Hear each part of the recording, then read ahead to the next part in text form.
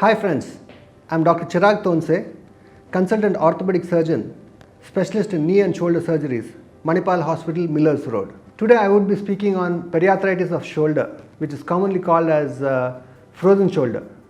A frozen shoulder is a very commonly seen condition in our practice. It affects various age groups, most commonly the elderly individuals who are diabetic. Nevertheless, it can affect the younger individuals as well.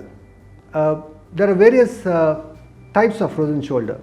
A frozen shoulder could be either a primary frozen shoulder, which happens without any cause. It is usually seen in the age group between 50 to 70 years of age and most commonly seen in people who are diabetic.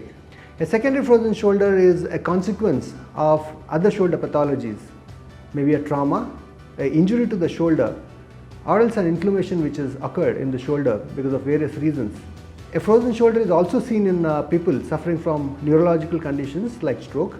Because of prolonged immobility, the shoulder could get frozen and the movements could get restricted. The primary complaints of the patients who come to us with frozen shoulder is pain and stiffness.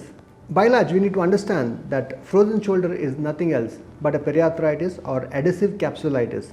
As the name says, adhesive in the sense stuck up, capsulitis, inflammation of the capsule. Now a shoulder joint has got a capsule, and by large a frozen shoulder is a pathology of the capsule or the covering of the shoulder joint.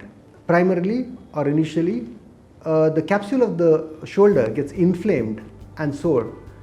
As a result of this, the patient has excruciating pain. Most of our patients do complain of this night pain, which they refer to as pain in the night while sleeping, which wakes them up in the midnight or early mornings.